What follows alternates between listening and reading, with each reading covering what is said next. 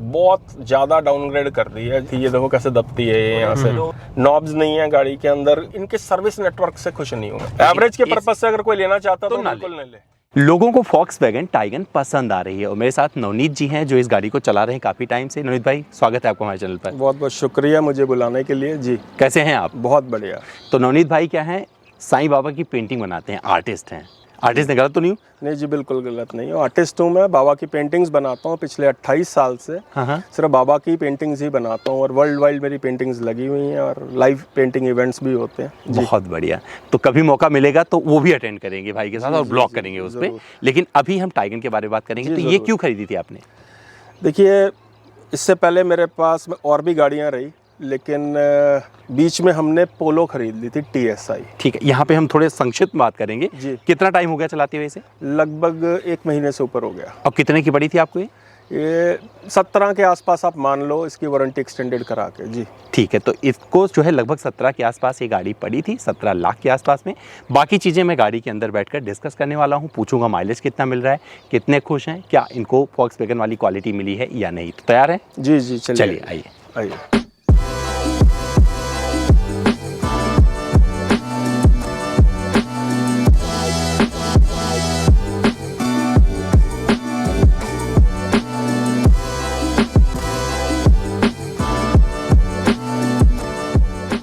तो नवनीत भाई के साथ उनकी मैं इस टाइगन में आ गया हूँ। तो आपने इसके पहले कौन सी गाड़ी ड्राइव की थी जिसे छोड़कर ये चूज़ किया आपने? इससे पहले देखिए, शुरुआत तो हर एक इंसान की जो गाड़ी चलाता है वो 800 से ही होती है। अच्छा। तो हमने भी शुरुआत में पहले 800 ली, फिर एस्टीम ली, फिर एसेंट रखी, सोनाटा रखी, XUV 500 रखी, उसके बाद हमने पोलो ली और अब इसकी टाइगन की ये जो हाईलाइन ऑटोमेटिक। अच्छा, तो ये टाइगन आपने ली। एक चीज़ मैं और जानना चाह रहा हूँ कि जब आप ये सिलेक्शन करने निकले थे कि आपको ये गाड़ी चाहिए जी, तो और क्या क्या दिमाग में था और कौन कौन विकल्प आप देख रहे थे? देखिए, XUV रखने के बाद, 500 रखने के बाद जो है वो मैं वेट कर रहा था 700 की। और 700 जब आई तो देखिए, बहुत पसंदीदा गाड़ी है, लोग बहुत पसंद भी कर रहे हैं उसको, लेकिन मुझे बहुत हद तक ना वो 500 की झलक उसमें नज़र आई गाड़ी के अंदर। अच्छा। और लगभग मैं 9 साल जो है सब 500 चला चुका था और अगर मैंने मन बना भी लिया था 700 लेने का, तो 700 के अंदर शुरू में पेट्रोल वेरिएंट ये दे रहे थे और उसके बाद वेटिंग पीरियड कुछ ज़रूरत से ज़्यादा ही चला गया उसका। और अगर उसका जो पसंद आ रहा था मॉडल, वो टॉप एंड मॉडल, वो बहुत ओवर बजट चला जाता था। अच्छा, तो इस वजह से हमने इस तरफ रुक किया। ये रुक किया नहीं, ऐसा नहीं था कि बजट नहीं था, लेकिन ये था कि इतनी वेट नहीं कोई कर सकता।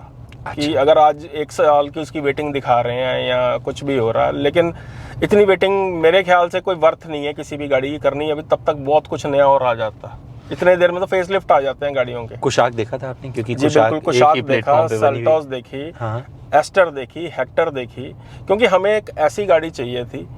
देखिए, XUV जो है वो लॉन्ग रूट के लिए हमें बहुत कंफर्टेबल लगती थी जो हमारे पास थी, लेकिन एक हमें मल्टीपर्पज़ गाड़ी चाहिए थी कि अगर थोड़े बहुत कच्चे रास्ते हैं वहाँ पे भी चली जाए गाड़ी। कुछ अच्छा। हमें सामान लोड करना है, पेंटिंग्स का जैसे मेरा काम है, पेंटिंग्स भी चली जाएं। कभी हमें हाईवे पे जाना तो हाईवे पे भी कैपेबल, और सिटी के अंदर भी, मतलब ना छोटी ना बड़ी, मिड साइज एक गाड़ी जैसी कि आपको दिल्ली NCR में रिक्वायरमेंट होती है जी। फॉक्सवैगन वाली क्वालिटी आपको इसमें नजर आई कहीं से?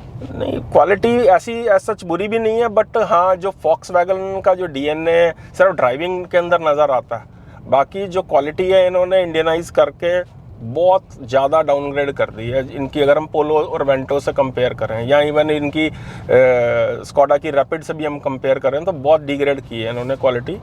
लेकिन फिर भी हाँ, मैं ये कहूँगा कि कंपटीशन में जो इसके और कंपटीटर्स हैं, जो चीज़ें आ रही हैं, उनसे अभी भी फिर फार बेटर है क्वालिटी। किस किस जगह पे आपने क्वालिटी को डाउन पाया जहाँ पे लगा कि बहुत ज़्यादा कॉस्ट कटिंग हो गई? कॉस्ट कटिंग देखिए, आप 17 लाख की गाड़ी दे रहे हो, ये यहाँ पे ये क्या डम्मी दे रखी है। अच्छा, ऐसा लगता है चश्मा रखने होता तो ये ऑब्वियस ही है, चश्मा रखने वाला ही है। और लेकिन ये क्यों दे रखा है? अगर दे तो ऑपरेशनल तो होना चाहिए ये। नॉब्स नहीं है गाड़ी के अंदर, कोई भी आप ड्राइविंग करते टाइम आपका ध्यान नीचे जाएगा। चलिए, ये कॉस्ट कटिंग तो नहीं है, ये फ्यूचरिस्टिक चीज़ बोल सकते हो, लेकिन बेसिकली मेरी नज़र में कॉस्ट कटिंग ही है। अगर ये 2 नॉब्स यहाँ पे होती हैं या 2 नॉब्स यहाँ पे होती तो ये कॉस्ट कटिंग ही है। अगर आप 1 लाख गाड़ी बेच रहे हो तो समझ लो कि 4 लाख जो है आपकी नॉब्स बच गई हैं, तो कॉस्ट कटिंग में ही आ जाती है। छत की जो क्वालिटी है जो पोलो में थी वो नहीं है इसके अंदर। जो फिनिशिंग मतलब जो फील थी, ये देखो कैसे दबती है ये यहाँ से। डोर्स इसके लाइट है, डोर्स इसके थोड़े से लाइट है, मतलब वो क्वालिटी नहीं है, लेकिन हाँ फिर भी ये फार बेटर है बाकी जो गाड़ियाँ आ रही हैं, चाहे वो कोरियन ये सिबलिंग जो भी गाड़ियाँ आ रही हैं, तो उनसे ये फार बेटर है गाड़ी जो है। अच्छा, मतलब क्वालिटी वाइज अगर हम बात करें, हुड के अंदर इंसुलेशन नहीं है। किस तरह की कॉस्ट कटिंग है ये। अच्छा, 9 लाख की 8 लाख की पोलो के अंदर आती है वो। विंड स्क्रीन पे कुछ बता रहे थे आप? ये जो इसका विंड स्क्रीन पे यहाँ पे विंड स्क्रीन पे यहाँ पे इसका रबड़ नहीं है। अच्छा, जो मतलब शीशे की जो पैनलिंग गैप होती है, जब भी हम रुकेंगे मैं आपको दिखाऊंगा कि यहाँ पे ना एक बीडिंग होती है जो शीशे को कवर करती है, जिससे कि कोई चीज़ जाए ना इसके अंदर, प्रोटेक्शन के लिए।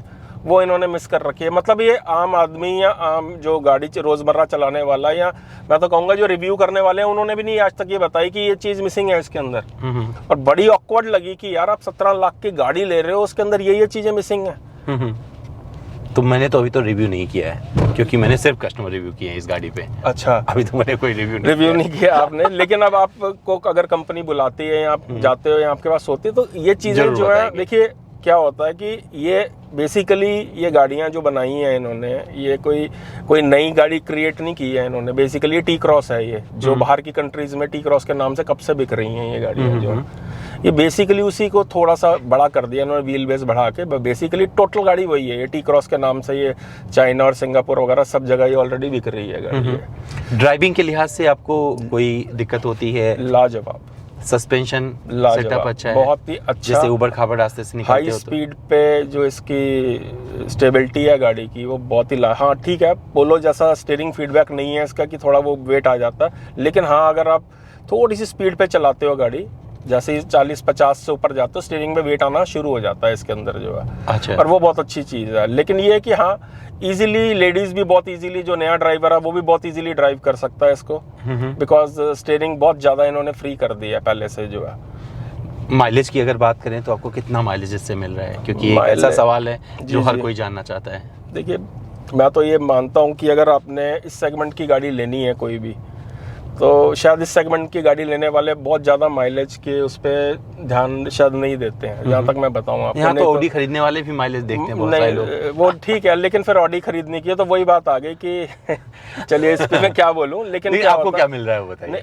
एवरेज जो मिल रही है बहुत ज़्यादा हमने नोटिस तो नहीं की, लेकिन हमने एक लॉन्ग रूट पे जरूर नोटिस की थी। हरिद्वार देहरादून गए थे, तो इसने 15 से 16 के बीच में ओवरऑल एवरेज जो है वो दी थी। और हमने शराफत से कहीं नहीं चलाई थी गाड़ी, मतलब सिर्फ मैंने ये 500,000 किलोमीटर थोड़ा सा आराम आराम से चलाई। आपने ऑटोमेटिक चूज की जी, उसका भी रीजन था। हाँ, तो वो क्या रीजन था? City bumper to bumper traffic में कितना सपोर्ट कर रही है? लगभग मेरे को 22 से 24 साल हो गए मुझे गाड़ी चलाते हुए, तो लगभग मैंने मैनुअल ही गाड़ी चलाई है। और मैनुअल पे मुझे जो कंट्रोल नज़र आता था, लेकिन दिल्ली के अंदर क्या हो चुका था कि इतना ज़्यादा ट्रैफिक हो चुका दिल्ली एनसीआर के अंदर कि आप थक जाते हो। पोलो इतनी अच्छी गाड़ी होने के बावजूद भी मैंने 6 महीने के अंदर बेच दी गाड़ी। उसका रीज़न क्या था? गियर के अंदर आपको इतना एंगेज रहना पड़ता था उसके कि हर समय आपको गियर कभी डाउन करना कभी अप करना, इतना ज़्यादा गियर एंगेजमेंट है उसके अंदर कि गाड़ी अगर 2 RPM से नीचे गई नहीं और आपको गियर शिफ्ट करना ही पड़ेगा उसका। ऑटोमेटिक के अंदर मुझे इसके अंदर क्या नज़र आया कि इसकी ट्यूनिंग इतनी ज़बरदस्त कर रखी है, ना तो कहीं लैग आता और अपने आप ये ट्यून करती है। आपको कहीं पे इसको चाहे मैनुअल पे चला लो, अगर आपने इसका इंजन का पागलपन बिहेवियर देखना है तो आप इसको एक बारी मैनुअल पे डाल के देखो कि ये क्या करती है गाड़ी, क्या परफॉर्म करती है। और एवरेज सिटी के अंदर मैं आपको सच बताऊंगा कि अगर सिटी के अंदर इसको थोड़ा थोड़ा सा, जैसा कि किसी को बच्चे को स्कूल ले के आना है या छोड़ के आना है या अपने मार्केट तक जाना है, ये इस पर्पज़ के लिए नहीं है गाड़ी।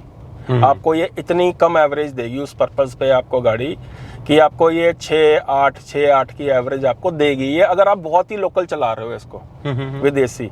लेकिन हाँ, अगर जैसे अभी आपके पास आया हूँ मैं दिल्ली से यहाँ पे, तो इसने 13-14-15 की एवरेज ये देती है गाड़ी है जी। 13-14-15 का एवरेज देती है। एवरेज के पर्पज से अगर कोई लेना चाहता तो बिल्कुल न ले। एसी वेंट यहाँ पे सही जगह पे प्लेस किए गए हैं, बट मेरा सवाल ये है कि कंफर्टेबल है, आपको कूलिंग दे रहे हैं इस गर्मी में, भयंकर गर्मी में? लाजवाब कूलिंग है, लेकिन मैं आपको एक क्योंकि मौसम ने जो है अपनी शराफत छोड़ दी। नहीं, एसी इनका कोई दिक्कत नहीं है Volkswagen के अंदर। पहले भी जो इनकी पोलो थी हमारे पास, बहुत अच्छा एसी परफॉर्म करता है, और इसका भी बहुत लाजवाब है। पीछे एसी वेंट होने से भी बहुत फायदा है। लेकिन आपको एक इसका और बिहेवियर बता देता हूँ।